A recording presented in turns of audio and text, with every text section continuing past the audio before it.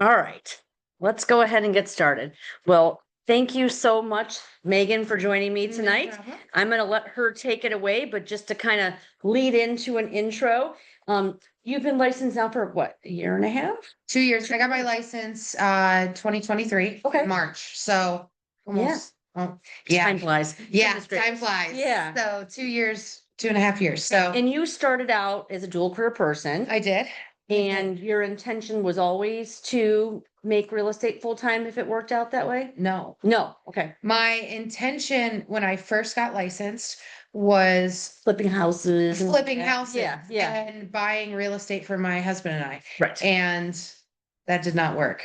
I mean, it did. We've only purchased 2 properties since I got my license. Okay, And I we guess I were, didn't realize. yeah, and we were purchasing, 2 to 3 a year Yeah. before that.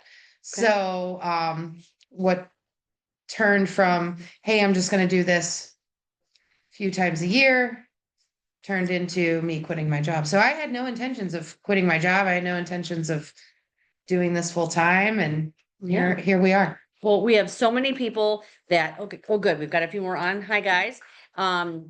Please do go ahead and unmute yourself if you have questions. I am not going to be up here. I'm going to let Megan take it away, and she's not going to be looking in the chat for questions. So Yeah, plus I don't know how to work it. Yeah. So.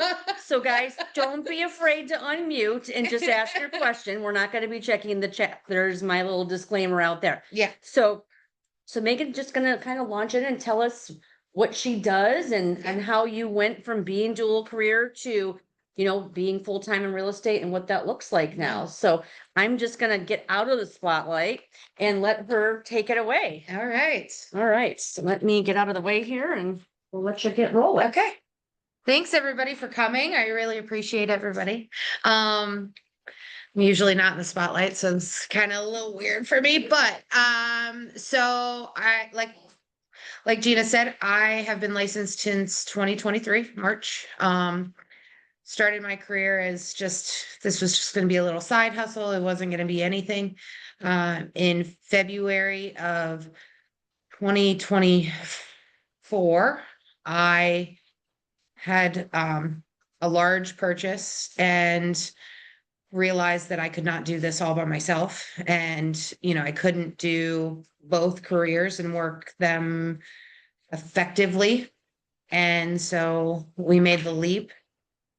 When I say we, my family and I, because my family had to have a lot of confidence in me to do real estate full time. You wake up every day as unemployed, and by the end of the day, hopefully you have a new client. So in February 2024, I ended up leaving my job, and I started my team in October of 2024, and here we are a year later. So that's kind of a little bit about me. My first year while I was a dual career from March until December, I did 12 transactions. My for 2024, I did a little bit over 4 million in sales. And so far this year, now this is the team, but so far this year we have done 71 transactions this year. So yeah, we've been moving and grooving. There's 5 people on my team. All of us are licensed, and we have a transaction person. We call her a business manager, but she also has her real estate license as well. She does transactions as well. So we work as a whole team and get everything done. So, So when you were just backing up so that people that are dual career right now that are thinking, how can I balance both? yeah, And maybe their intentions are to make real estate full time, or maybe not, just like with you. Right. And you still evolve to that, right? Because Yeah. we all focus on where we're growing. So back when you were trying to balance both and then you started getting busy, what were the things that you did? Like, how did you, I find as a coach, when I'm talking to the agents that are, dual career in particular, they're like, when do I do real estate? Right. When can Yeah. I come? Because you came to trainings. I remember you came. Yeah. Flexible other schedule and some. Yeah. What did you do? What was your job? How flexible was it? And how did you still fit in real estate. Absolutely. So let's preface this as the job that I left, I was in sales and I worked for a distributor in food. My entire life, I've worked in the food industry, in one facet or another. So I didn't have a clock in, clock out job that I was coming from. So I did have that flexibility that, you know, if you have a clock in, clock out job, it's a little bit harder. But I went to restaurants and grocery stores and sold them food. That's what I did. So how did I manage trying to work on both jobs at the same time? I knew that between the hours of 10 and 11 every day, I had a little bit of time. So the night before or the morning of, I would completely time manage myself. And for having a dual career, that is the most important thing that you can do. It truly is. Just because, and I would break it out like 8 o'clock, I'm leaving, 9 o'clock, I'm going to be here, 9:15, I'm going to be leaving, 9:30. And from 10 to 11, I had a list of people that I wanted to call or people that I wanted to follow up with, or title companies or lenders or everything. And I remember at the very beginning, you know, because it is overwhelming and it is hard to, you know, manage all your time. eh, I had 5 minute intervals of like, all right, I'm going to talk to this lender for 5 minutes. And I remember talking to a lender and saying, all right, your 5 minutes are up. I got to go. I got to make another phone call. I got to make another lead call. So managing your time being a dual career is so important, and breaking it down to, No, if I, it has to be, go ahead. Oh, I don't know what happened. Did I do No, she- something? no, she- Okay. she- I was like, what did I didn't even touch it. I didn't even touch it. So breaking it out into like 5 minute intervals. That's what I did at first, just so I knew exactly where I was going, what I was doing, who I was calling. And I would wake up at least a half an hour earlier than what I was supposed to be waking up. And I made sure that I had all my stuff ready for that day. So when you're in a dual career, it's exhausting. And before I even got my license, I went to my family. I'm like, listen, you guys are gonna struggle for a little bit because I'm gonna be gone for a little bit more than what I am right now. Are you guys okay with this? And having systems in place at home to be ready to, you know, go and leave and do showings and doing that type of thing, especially when you have a dual career, is so important. I had the benefit of my kids being older, but you know, if you have little kids, you gotta figure it out, you know, you gotta figure out daycare and that type of thing. So, um, time management is absolutely number one. And sometimes when they're older, they need you more in different kinds of ways. Yeah. You are videotaping this. Hopefully Yes. my kids never see that in a high roll, sorry. But yeah, all adults need help, you know, we all need help, right? So, but time management is absolutely the most important. So when did you know? So at what point, what was happening? And you were like, okay, it's time. It's time to stop. Yeah. Um, so I didn't sleep for a month before I hit the button and said I quit. And that's scary. It is so scary to be like, all right, I'm leaving this job that I have benefits and, you know, I get a paycheck and I know money's coming in, to waking up unemployed. And so I was doing around 2 transactions a month, right around there. And I had a big sale at the time. It was my biggest sale. And I was like, all right, I think I feel comfortable enough. There was an amount of money that I wanted to have in the bank account to make sure that I could make it for a certain amount of time before I was like, oh my gosh, I have to like go do DoorDash or something, you know, something like that. So everybody is different for sure. But for the month before I left and the month afterwards, I was like, what did I do? And, you have to have the confidence in yourself. And it's really easy to say that because obviously I didn't have the confidence in myself. But having the conversations with your family, having this conversations with your support group. And at that point, I had someone that I checked in with all the time and made sure that I was staying on task. And that is important because to have that person that's like, are you doing this? Are you doing all the things? Are you, making sure that you're staying on task so you can make the money to support yourself? That is important. Can you tell us, so what kind of, like, I'm sure what they're thinking is, well, during that hour that she gave herself, what were you doing? Who were you calling? Like, this is the first year of your business. Yeah. So what were you doing? What lead generating? So all of my lead generation, if any of you guys heard me speak at all, I went to open houses every Sunday. On Sundays, I didn't have to work. And sometimes I did open houses on Tuesdays and Thursdays in the evening. I got my leads from open houses, hands down. I did so many open houses my first year. It was gross, but it was, that's how I got, it only takes one. It only takes one person, and then all of a sudden you have a buyer, and then all of a sudden they have to sell their house, and then all of a sudden you have, their friend or their aunt or their brother or something is selling their house. And truly, that is the only thing I did. I spent zero money my first year on leads. Zero. And you know what I love to hear you say, and this is, I think, the main key that why we even chose this topic and asked you to come here is so many people that are dual career, and this is no offense, they spend no time on real estate and they don't want to do open house on Sunday because that's their day off of their other job. And thank you guys so much for coming in, and I'm so happy with the turnout on Zoom. Mhm. Like, I had to text a bunch of people today and say, you're gonna come tonight, right? Yeah. Because we're doing this for you, for dual career people, because if you can't commit any of your time outside of your other job, whatever those hours are, imagine if you did it.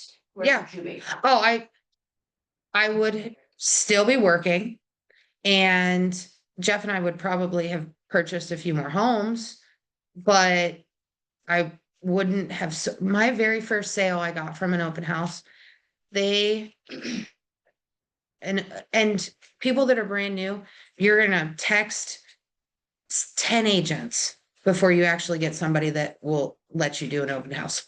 I know because I've done it. I've texted 10 agents. Can I do an open house? And they just don't know they just don't know who you are, and you have to build confidence. But now I can text a lot of people, I think, hopefully I have a good reputation, and they are like, yeah, that's fine. You can do an open house. My very first client I got from an open house, he had to buy and sell. Then I sold his daughter's house. Then I did an open house at her house, and I got another buyer. So that's how you do it. That's how I did it. That's how I was so If successful. you were having really successful open houses, so tell us a little bit about this. Because again, I also know what everyone's thinking is, well, gosh, I've done a couple of open houses and I've never gotten anything out of it. That's where I was gonna go. When I tell you I did open houses, so my goal was to do 2 open houses a week.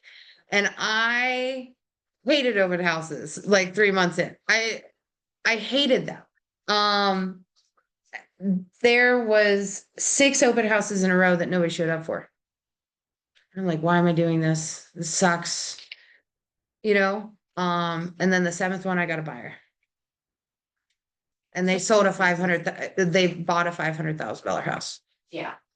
So if they tell you that they're working with an agent, do you even bother like following up with them? So I usually follow up with the agent and Okay. say, hey, for 2 reasons. One, I always respect agency, absolutely. Mhm. And 2, maybe that agent has a house that they have up for sale, and you can look them up and say, hey, I'm following up with your because your buyer, blah, blah, blah, went through the open house. They seemed interested.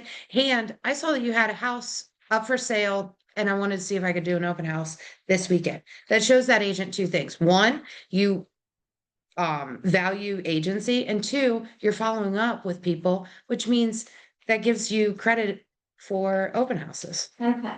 So yeah, absolutely. I do, I always follow up with the agent if they tell me Mhm. who they are.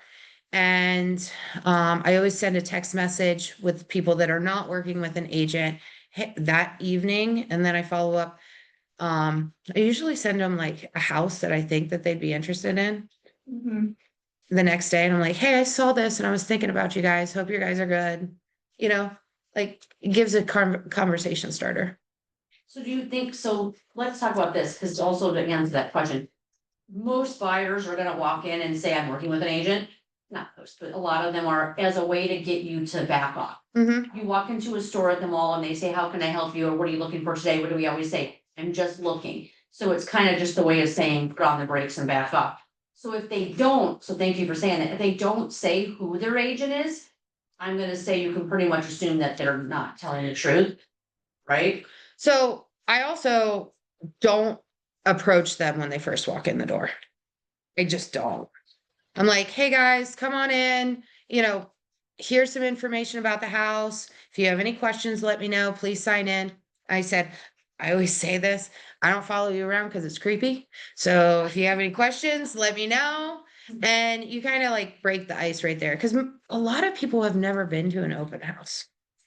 A lot of people. And it just depends on your style. It sounds to me though, like you're getting the closing and the follow-up. Yes. Yep. I'm messaging them that night. It's all about follow up. And to turn this into a dual career type of thing, that's where I came up with my list from 10 to 11. All right, I need to follow up with these people. I need to call this lender. I need to do that. That's my follow up the next day. Mhm. And maybe you work on Sundays. Okay, that's fine. Do an open house on Saturday. Or, maybe you work evenings and you're available during the day. Okay, go to, you could try a broker's open, something to that effect. Or there's all kinds of community events that are on the weekends. You can set up a table there. I have tried a lot of different things, but the value of real estate and a dual career is you can make it what you want. If you want to sell a house a month, you can do it. But if you want to sell 15 houses in a month, please tell me how, because that's a lot. But it's all in what you make it for sure. I think. I mean, in the mornings, I'd always follow up with, or, write my list out and time manage. And then right before I went to bed, I would go through all my text messages and go through all my phone calls and see what I missed. I went to a panel last week, and somebody said that when they pull in their driveway, they sit in their driveway for like 15 minutes and go through all their text messages and go through all their phone calls because I'm sure I miss stuff. And that was such a brilliant idea of like, before you walk in, before you turn into mom and dad, before you turn into wife and husband, whatever it is, you take 15 minutes in your car. You don't even get out of your car. You keep your car running and you go through your text messages and phone calls. I thought that was brilliant. It's hiding from the family. Yeah, just hiding for a minute. I love that. So, And so open houses was your one thing. Yeah, Right? yeah. That was one thing, but it seems to me that no matter what it would have been, because I don't want you guys to all suddenly be like, okay, then that's what that thing is.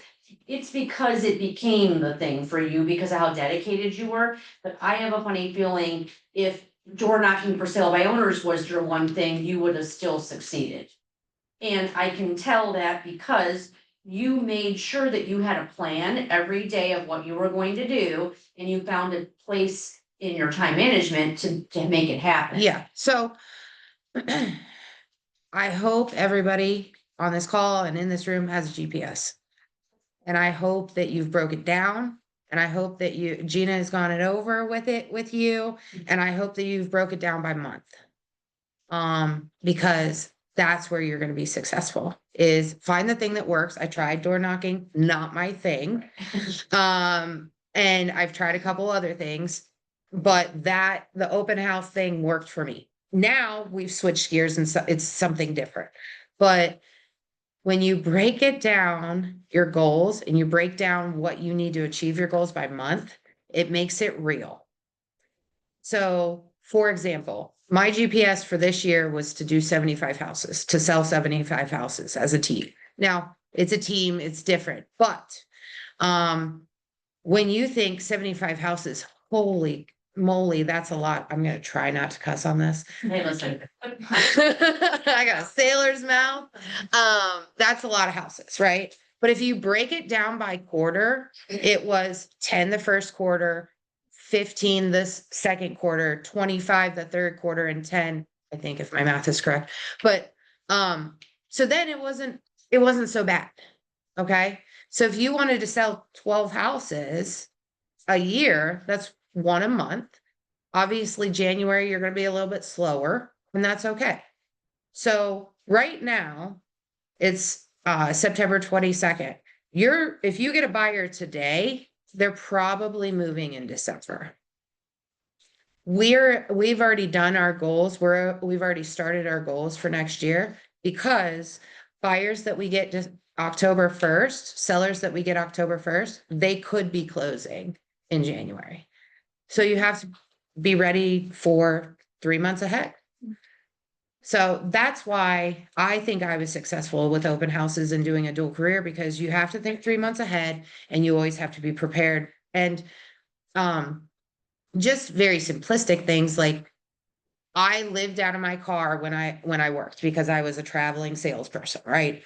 So I had a notebook for my one work. I had a notebook for my other work. And that sounds ridiculous, but they were on my passenger seat. I always had them. And when you were thinking about things, I'd write them in one notebook or another. I always had them. I always had it available. Would it have been different? Because I know a lot of people have jobs where they're not like a 9 to 5. Yeah, sitting in an yeah. office. You could still do what you did. Absolutely. You did that on the weekends and the. Yeah. So first of all, if my boss when I was working was not going to be okay with me, like, hey, let's go to an open house, like I have a job that I was making money at. So I couldn't, I could make a phone call or I could send a text message, but I couldn't go show houses during the day. So all of my work was done in off hours.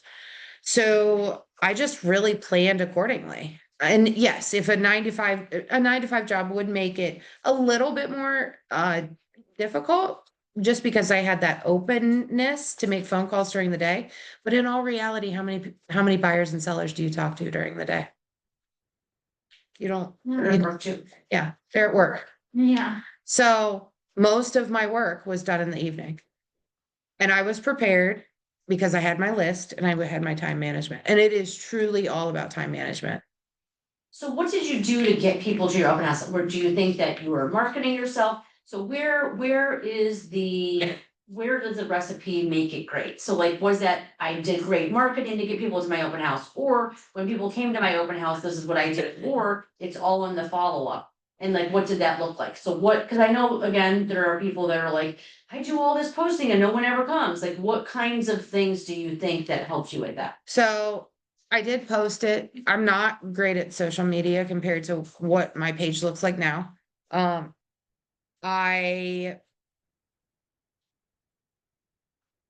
talked to, it's all in the follow-up. It is all truly in the follow-up. Not hound somebody, but I truly just sent them a house and was like, hey, did you see this one? Do you like this bathroom? Hey, do you like the color of these walls? Hey, I thought about this house and I'm sending it to you because it's right down the street from the open house. And it is truly the follow-up. I put balloons out.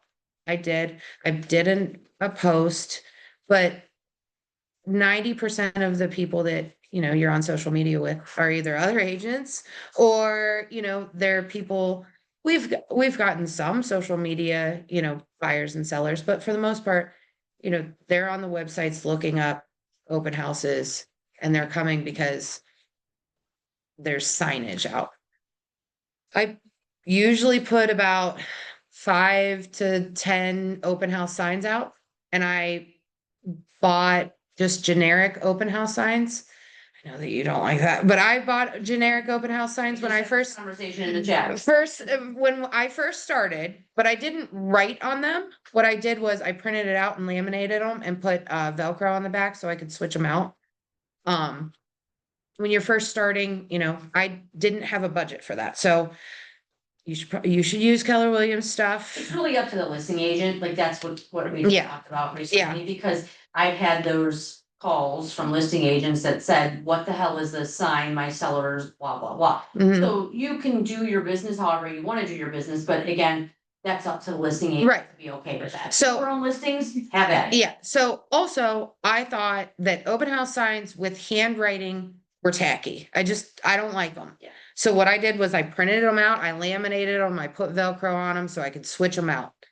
That's how I did it, and it made it look more professional than just, whatever. You can also do that with a Keller Williams sign and put the Velcro on it, and then it makes it look even better. But I usually put 5 to 10 signs out the couple days beforehand. And the proof is in the numbers, right? I did 2 open houses a week. Most of the time I did them on Sundays. So I did 1 to 2 and then 3:30 to 5. I was gone on Sunday for the most part. I And think you're right. It's the commitment Mhm. of the consistency of doing 2 a week. yeah, And becomes a numbers game. And even when you had 6 in a row that no one came to or whatever, it's also what you do with the list. So many people, if we're gonna talk open house, the mistake that I see is they host it.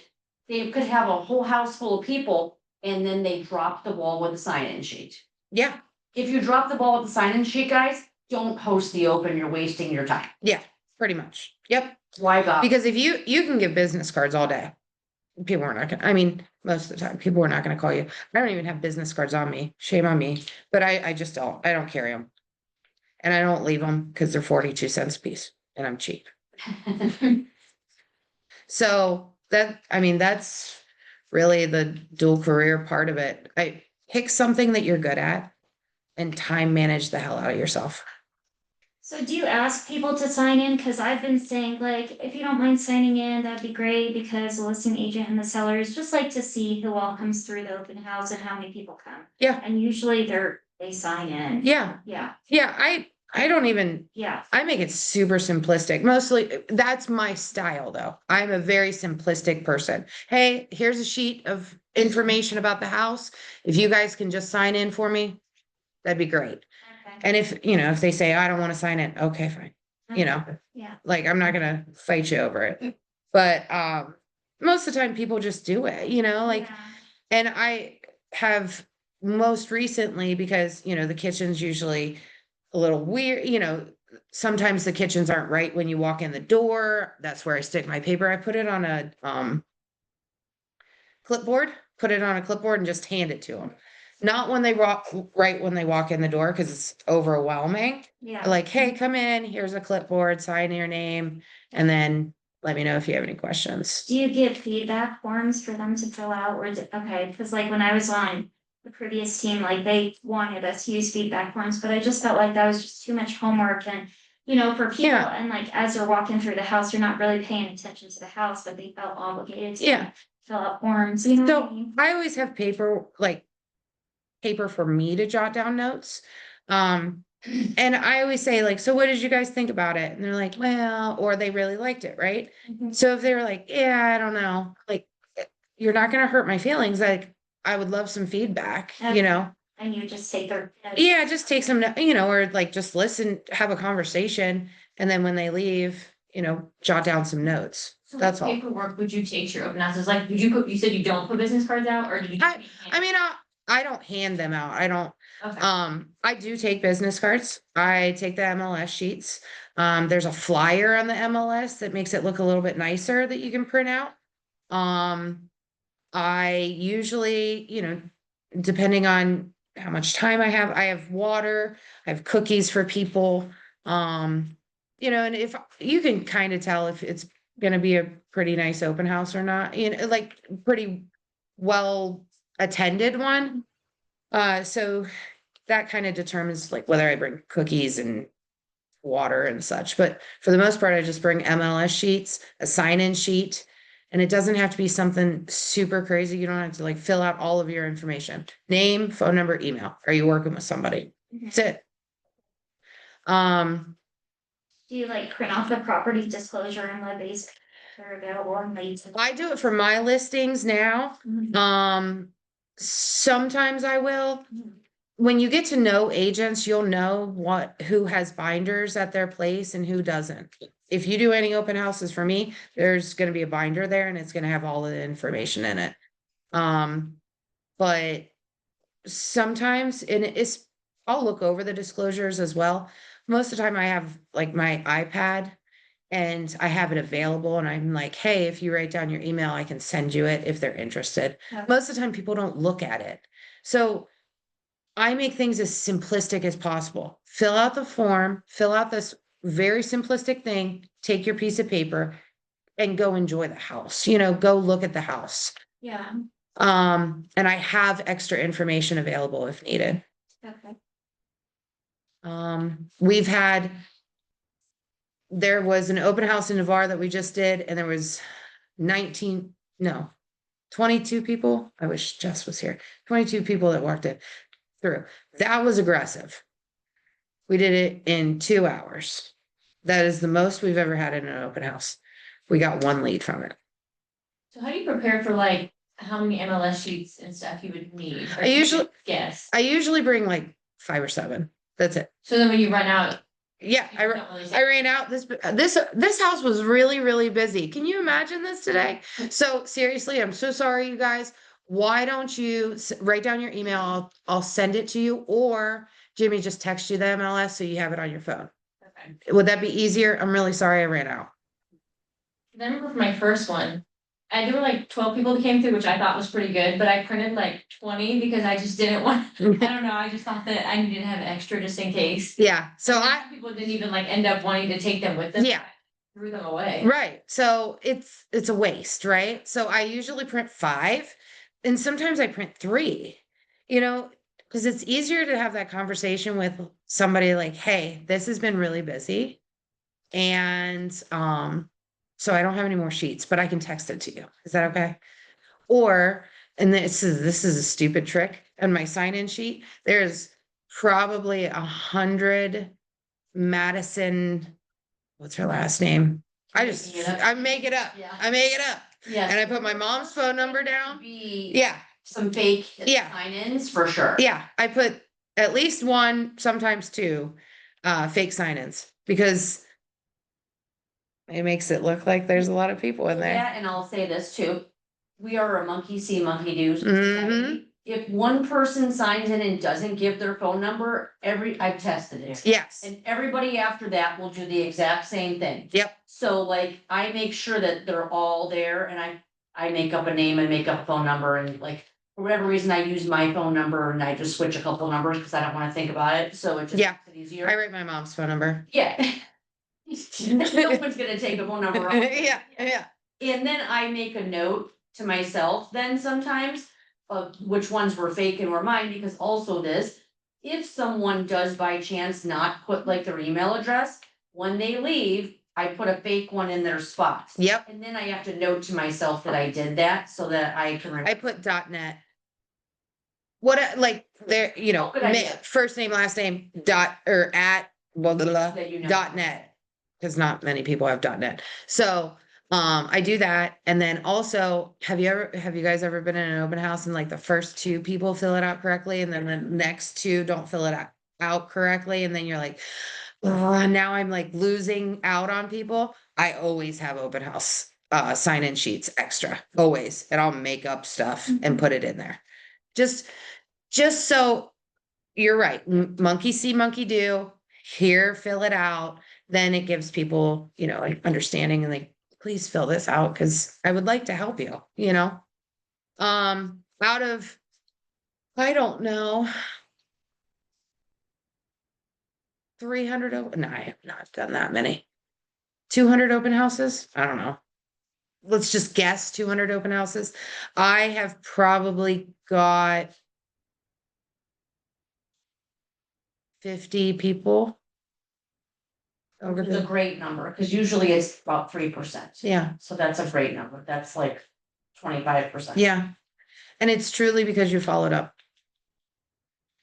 Yeah, I had a really good open house months ago, maybe back in July, I think it was. And I went through like a whole sign-in sheet plus a couple lines on another sign-in sheet. And honestly, I only followed up with one couple. I did send them a couple houses that I thought they would like. They're like, oh, we already saw this. It's not what we're looking for. Excuse me. And then I just like stopped following up with them, stopped, and I never followed up with the other people on the sheet as well. I probably should have.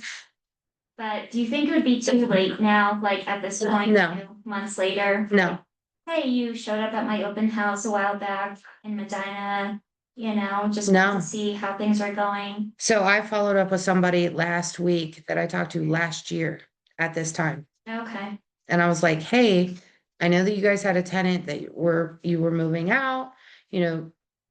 Have you got the tenant to move out yet? There was a lot of things, are you guys still interested in selling? We had a great conversation. I didn't get it because I didn't follow up on a Yeah. regular basis. Mhm. But it wasn't like, oh my gosh, who is this? Why are you calling me? You know, at the end of the day, my thought is if you follow up with somebody, what is the worst thing that's going to happen? They're going to say, F you, get out of, hang up on you. Yeah. Like that's the Yeah. worst. If that's the worst thing that happens to me that day, like that's a win, right?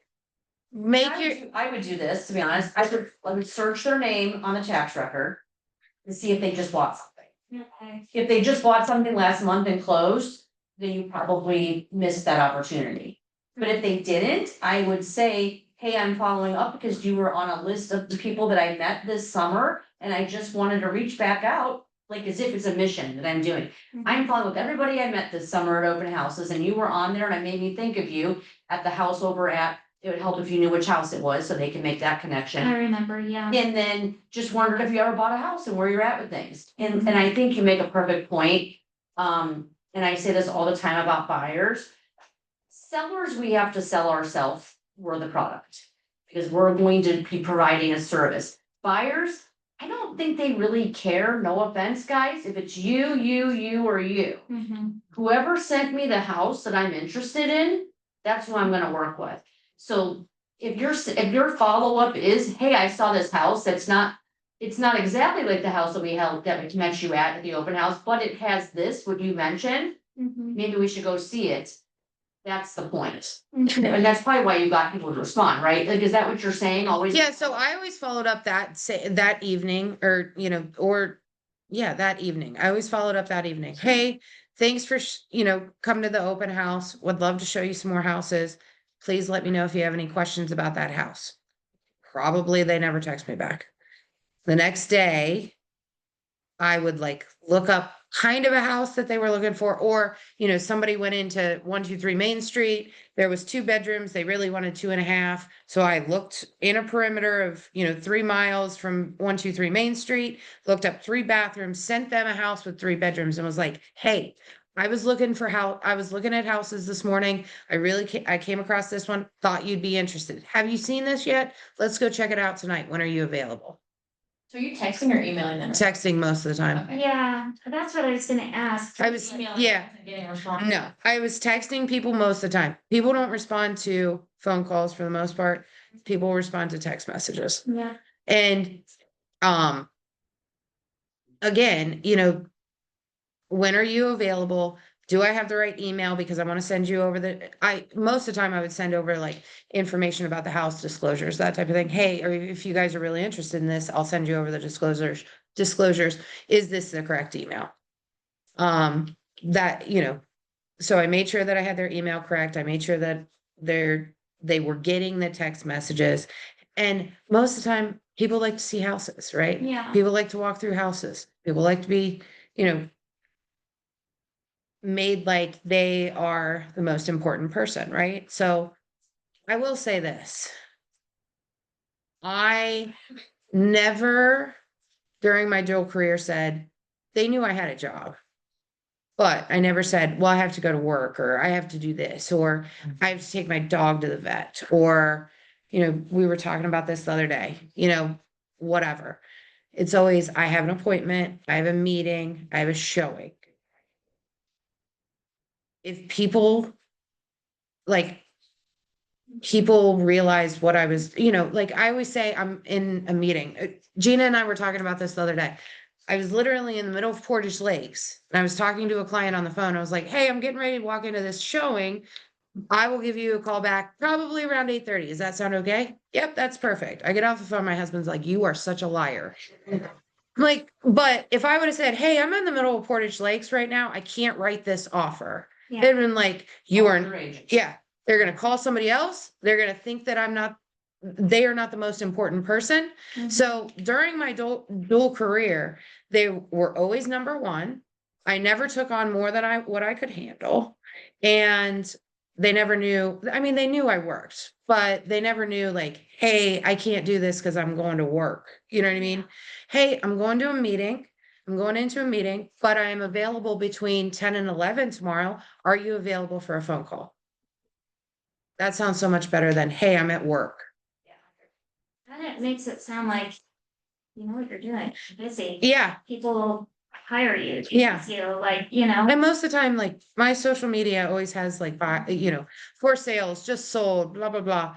People are like, you're really busy. Yep, we are. Yeah. But I still have time to go on Porch Lakes. Yeah. So once you quit your other job and you became full-time, what were the things like, now I have all this time. I didn't have that time yesterday and now I do. Yeah. So how did you fill that time? Well, I didn't sleep. So, because that's nerve-wracking. How did I fill the time? So I went and did a lot of education. I went and did CE classes. I was here. I was in, I think I was out of productivity coaching at that point, but, You've come back. yes, I have come back. Yes. I text her probably 6 months ago and was like, hey, I need to come back and I need to center myself. Can I come into one of your classes? Yeah, whatever your class it was. So, I filled my time with that a lot. I go to a lot of CE classes. On Thursday, I'm going to a CE class in Columbus all day. Education is power, especially in this business. And the best CE class that I ever went to was a septic CE class, and they had Stark and Medina County. Is Medina County? Mhm. Okay. Obviously I don't sell over there. And a couple other, of the health department, they were up there. There was a forum. It was fantastic. I know how a septic system runs, 100%. I could probably, don't tell Ben Skelly this, but I could probably do a septic inspection at this point, just because of that class and learning as much as I could. If there was times where I had extra time, I was at every inspection, every home inspection, everything that I could go to. Knowledge is 100% power. So I spent my time on leads, absolutely. But again, to this day, we do not spend a ton of money on lead generation. We influence our sphere and we do open houses and we do community events. That's what we do. I love that. What questions, guys? What other questions? As far as like community events, did you do that when you were newer, or did you do that when you had your routine? And like, is that something I've been interested in, like, what do you do? Yeah, so when I first started, I did a couple parades. Like you said at a table? and talk to people? No, I did not get any leads from this, so don't do Okay. this, but I had koozies made and I threw koozies out and candy and stuff like that, just just in my hometown, because there was a parade going on. I was like, oh, that'll be fun. So I did that when I was new, and dual career. Most of the reason was because I didn't have a lot of time. I was doing what worked. I picked one thing that worked. And really just pick one thing that works. If community events is your thing, then do them and do as many as you possibly can. If door knocking is your thing, do it every day during your allotted time, and you can benefit on it. What have we done for community events? We did the Pickle Fest in Maslin. which was a lot of fun. I was not there, but they did it. And we got, I think, 3 or 4 leads from that, which were really good. We did the home and garden show at the Hall of Fame Village. We've done like, the hometown fairs. We've set up for that. We've done some parades. But if community events are your thing, Well, I don't think it is. Well, It's not- but- I'm still new, so I was thinking yeah, about it. but if you're like, that's how I feel comfortable, right? At the end of the day, I felt confidence with people coming to me at an open house Okay. because I've already walked through the house. I kind of know what I'm talking about with the house. I can roll with it. If community events are your thing, like, hey, I want to give away keychains and information about the market, that might be your thing that you want to do because you know what to talk about. You have a script, you've ran over it in the mirror 3 or 5 or 100 times, and that's how you feel comfortable, then roll with it. Make yourself a goal of like, I'm going to do 2 community events a month and then follow up with every single person. We had over 400 emails from the home and garden show. How long were you there? 2 days. Long days, 2 long days. So what did you do to get them to give you their email? We bought a grill and we partnered with 2 people, partnered with a lender and we partnered with American Title. And they helped us with the grill and you fill out the form and you enter to win a grill. We didn't really even talk about real estate. We had some marketing stuff and we were just talking, home and garden show. It's database building. Yep. Database building, that's what that is. So if you can get everyone's name, number, and email address, they go in your database and then you drip on them in some way. It doesn't have to be about real estate. No, but do your community events and then follow up. Yes. Because you can do 100 community events, but if you never talk to them ever again, it doesn't matter. No, they're not gonna think of you in a year from now. Well, that girl I met at that event, Yeah, it's all everything is all in the follow-up. Yeah. I mean, let's face you have to be in their face all the time. In people's face. what else, guys? Community events are fun though. You usually have a friend do it with you Like because, someone else in the business or just? or you can just have a friend, Okay. just, somebody you feel fun, somebody you have fun with. Mhm. Because if you're like, come sit at my booth, nobody's gonna come over, right? But if you're like, hey, come on over, look at this grill, you can win that. Cause that's literally what I was doing at the home and garden show. I'm an in your face type of person. Give me your information and maybe you can win this grill. And they're like, we don't want to buy a house. I'm like, I'm not giving away houses. I'm giving away grills. But maybe your brother or sister or mother or aunt might want a house. And then all of a sudden you're getting an email from me every 2 weeks. That's all. And a Christmas card and some other card. So it really is time management. Like dual careers it's a safety net. It was nice when I had my career because it was a safety net. And if I wanted to take a Thursday and be like, I don't want to do it, you could because you had a job. I don't have those Thursdays anymore. I'm up every day and I am following up in some manner every day. So dual careers are nice. They have a safety net. But if you want to do it and if you want to do it well, it's all about time management and following through. Yeah, I mean, it is finding time for it and then doing the right things during that time. Yeah.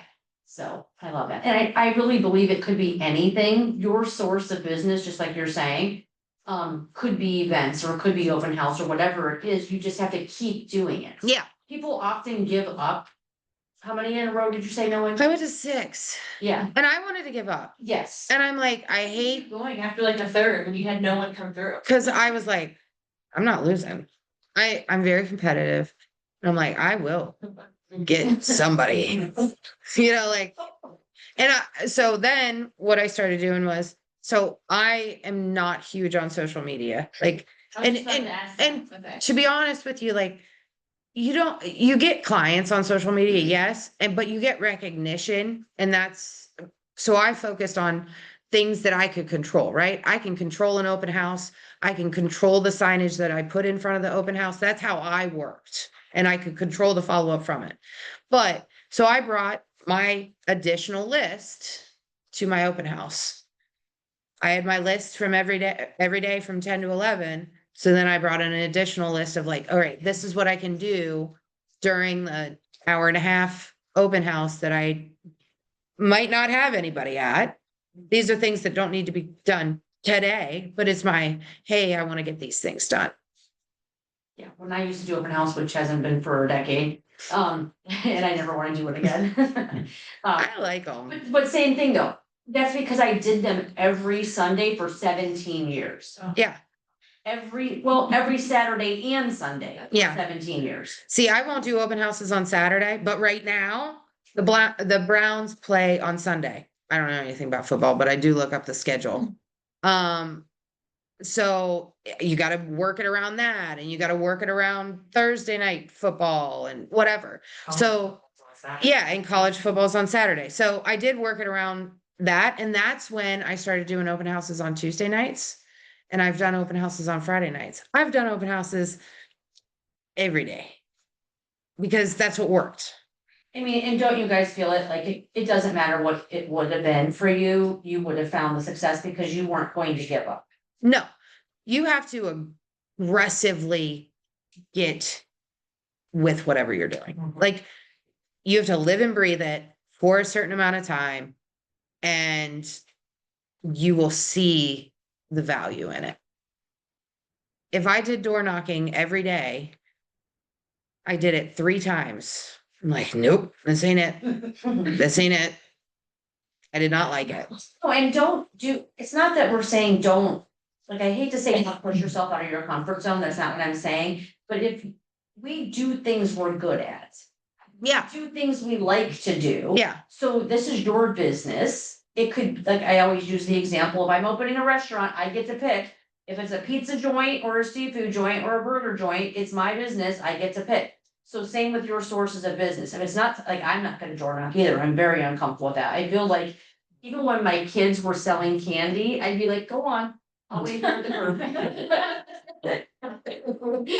I was taught not to go to houses unannounced. I did it the last time I did it. I got in my car. I'm like, I am never doing this again. Yeah. But I didn't feel comfortable, right? I felt comfortable at an open house. I got there 10 minutes to 15 minutes beforehand. And I could walk through the house. I knew everything about it. And I can talk to people, obviously.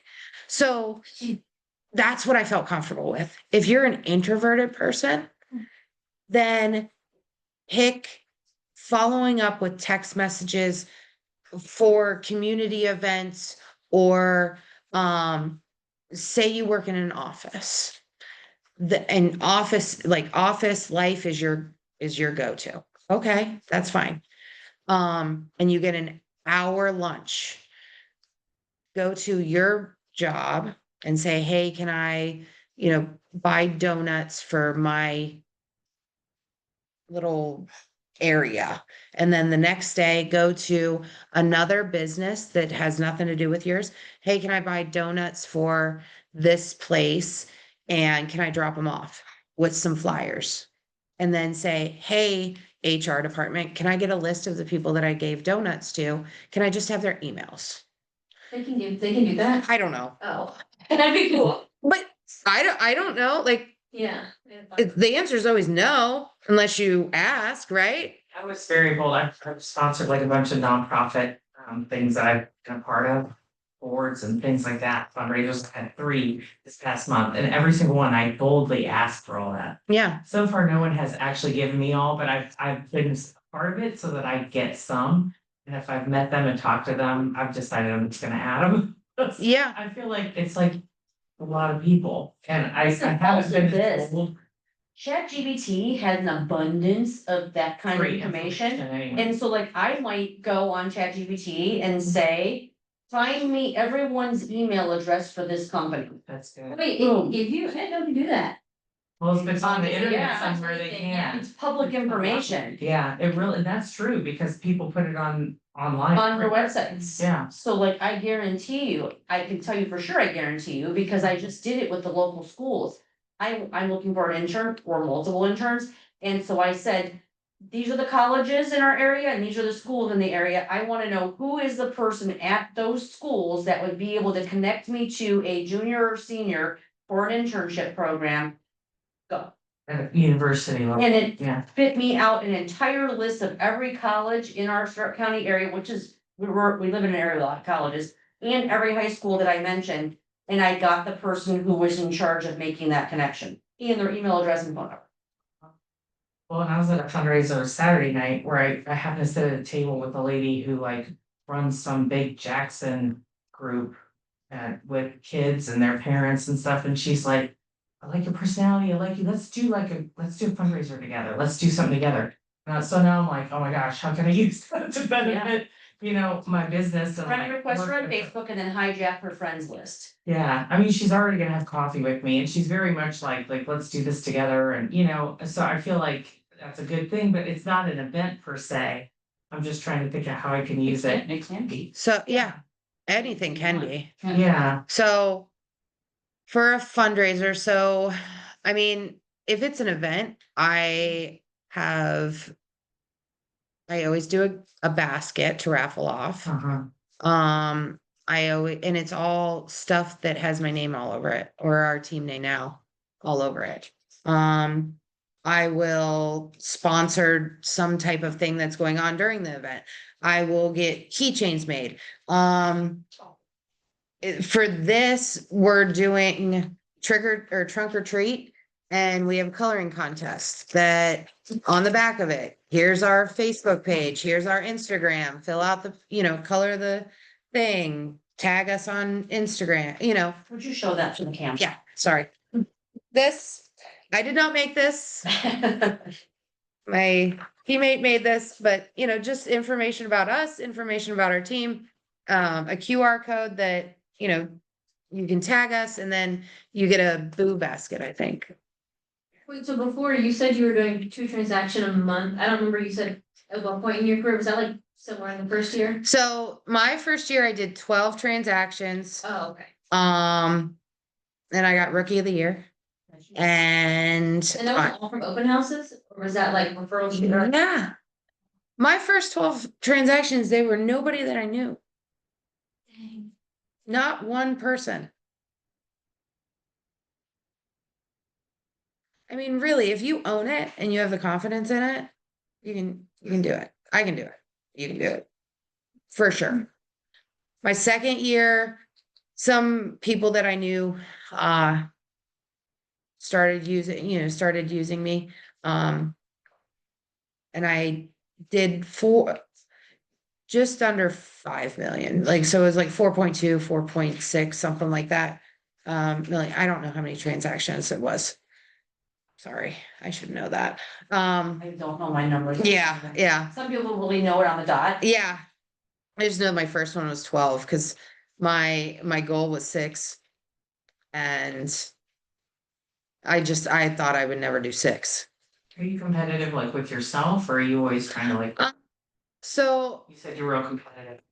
competitive with myself, yes. There's a couple people that I compare myself a little bit to, like Yeah. that's always a good thing, right? Like I mean, and I love those people and they're never gonna know who they are by any means.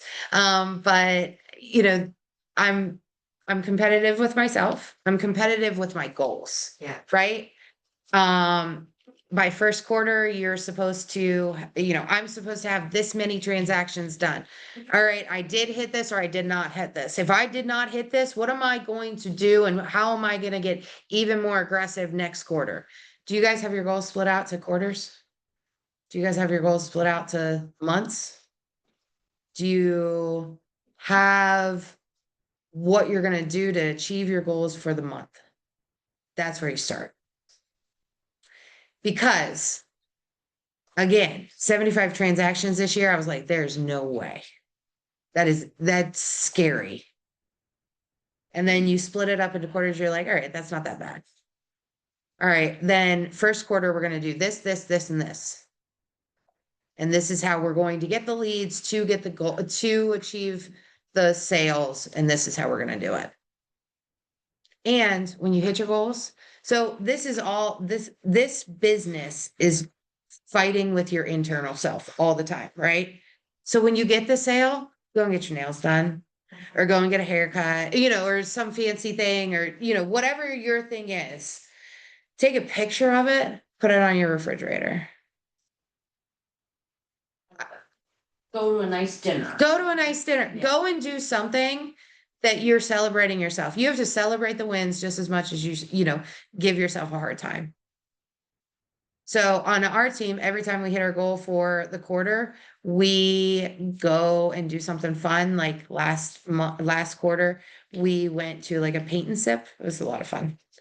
And it was just, like turn off your phones, don't do anything, and let's just have a good time. And you're allowed to turn off your phone. But it's all about time management and hitting your goals and doing your GPS. Do your GPS and split out your goals, because when you give yourself a goal, I think my second year, my goal was 15 transactions. And I know that I hit that, but my second year was like 15. And I was at the 15. I remember this. I was at the 15 in June. And I was like, wow, crap. Now what?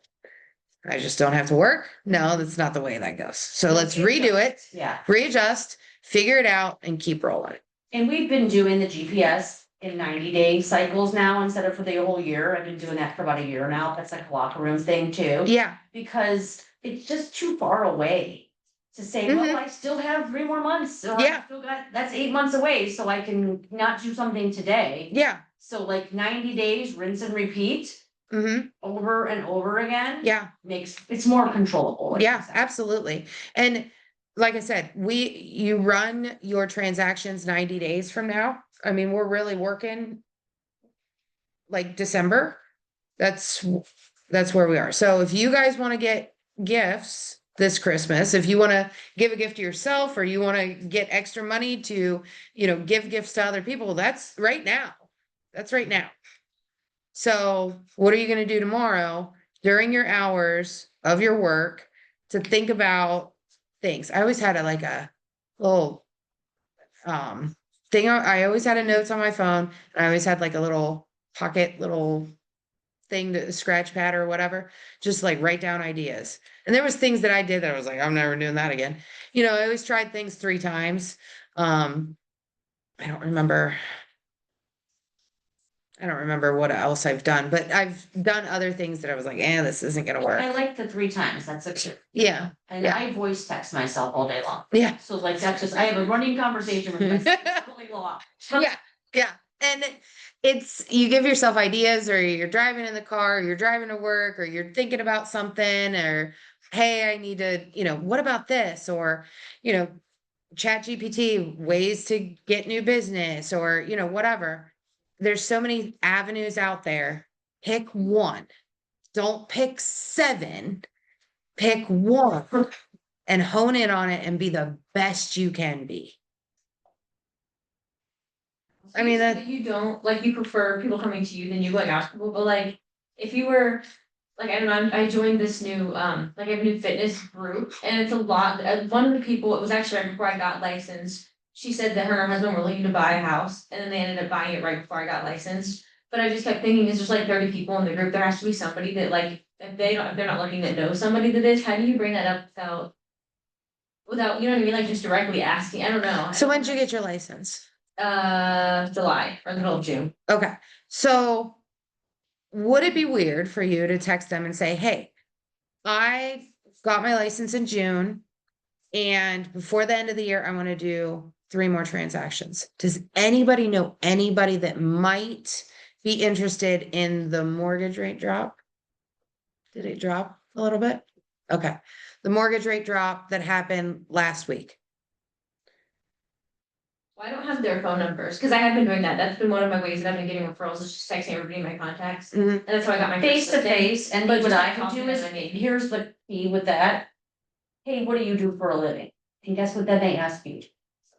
Yeah. Sure. People want to talk about babies and real estate. Yes, or whatever's going on in their life. Yeah. You know, Yeah, and so like, if you ask them, what do they do? So what do you do with your time when you're not here, class?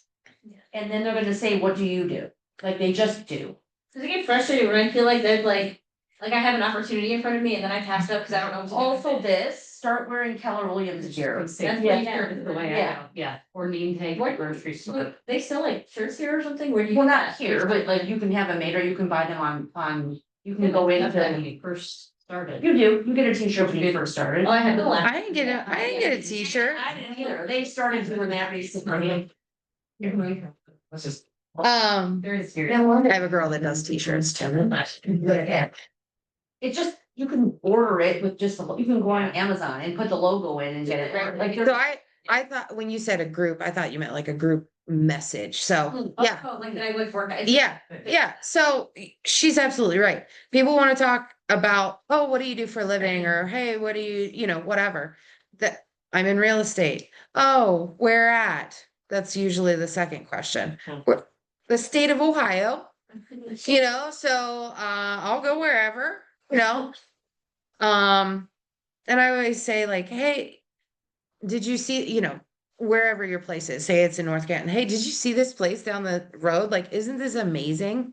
This is fantastic. Or, hey, I just have a listing going up like right down the road.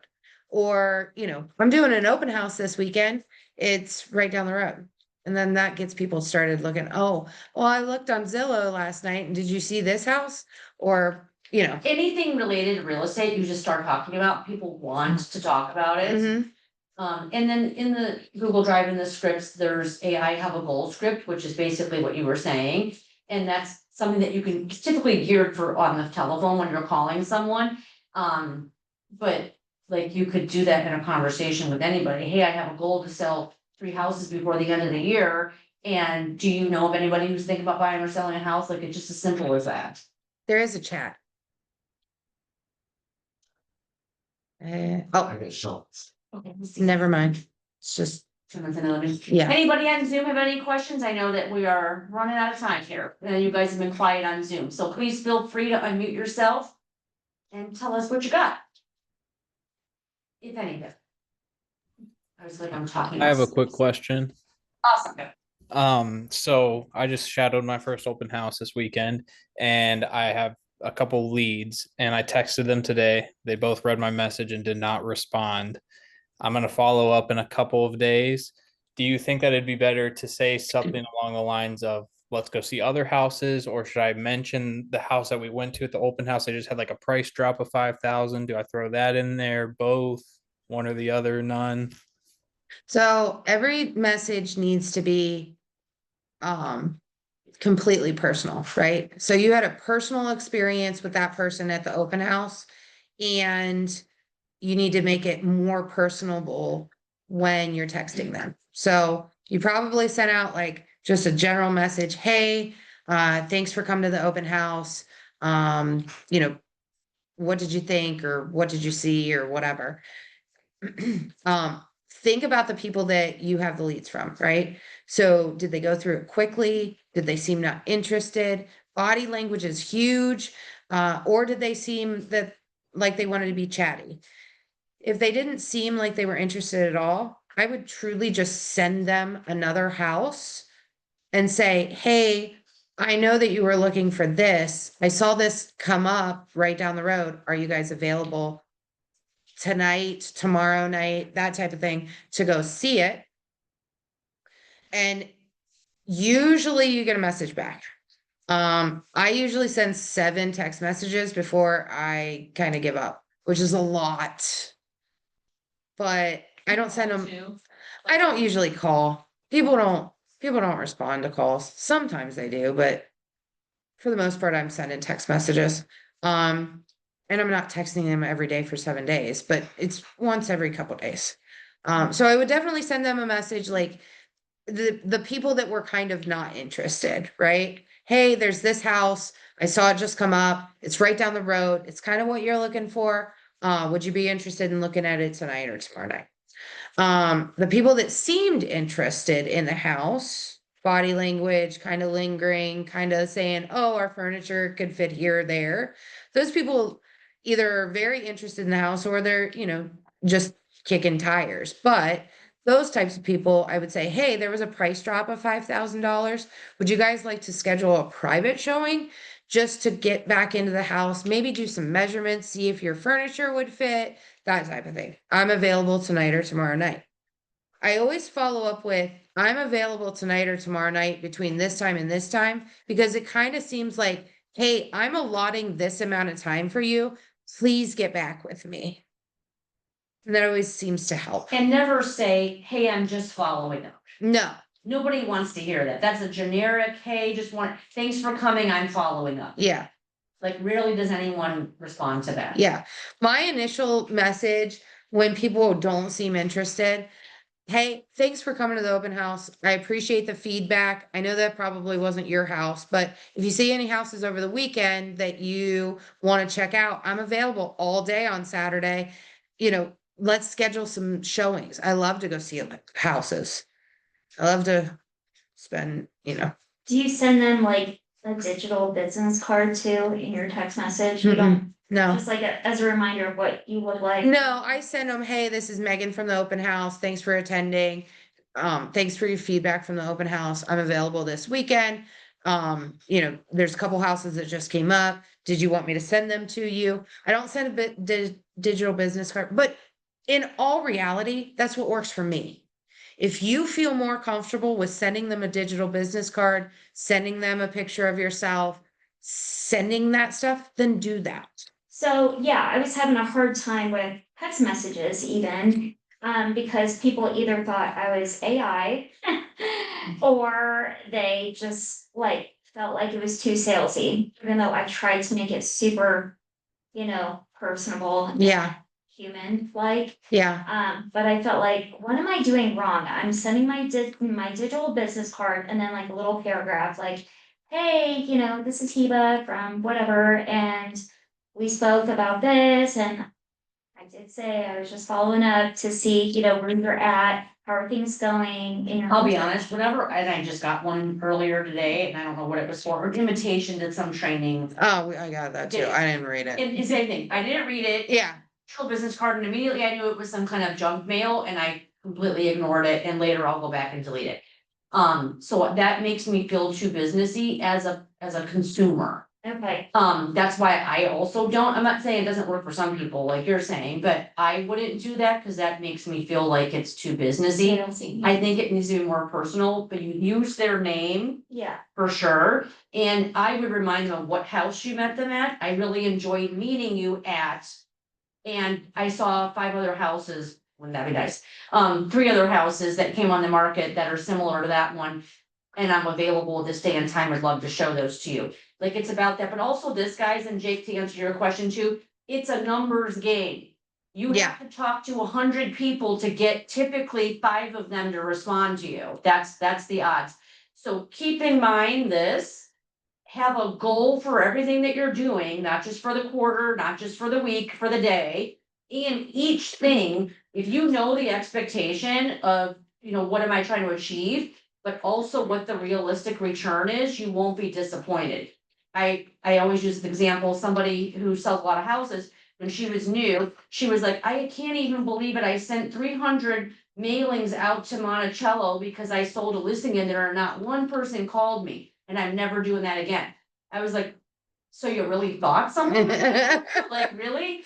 Like, you have to have the right expectation that it takes blank number of people to get this result. And then eventually you can fine tune it to your numbers.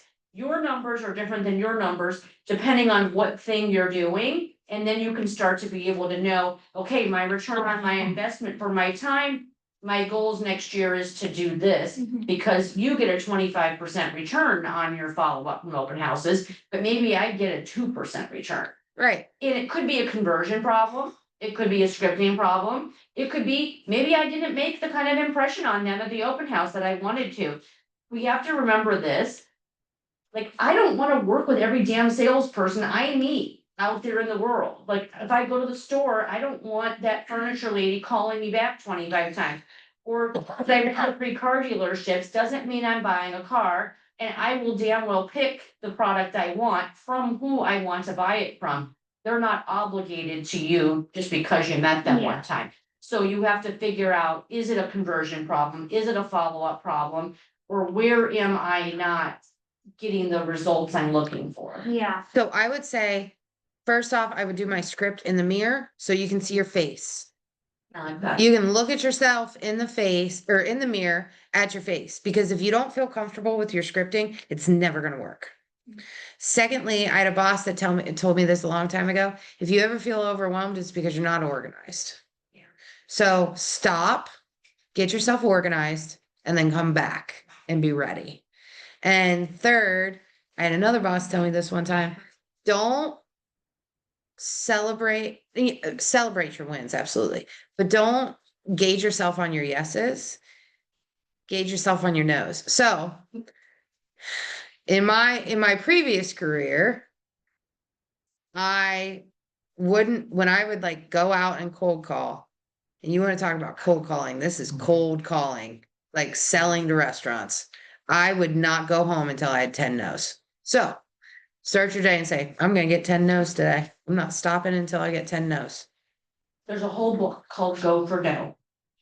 It's a lot easier to get the word no, because you're like, yes, Yeah. one step closer to going home, like, all right, I'm getting there, and then you're expecting it. So then you get that much more excited when somebody says yes. Thank you so much. This was awesome. yeah, thank Yeah. you so much. No problem. Mhm. I will say, I worked with Samantha Maley from Mhm. the team for my very first offer, and she was amazing. Good. We did in the house, it was on Bellevue, I don't know if you remember that. Yeah. She said she got her team lead, with Mhm. assuming it's you, Mm-hmm. involved because the sellers wanted more, Yeah.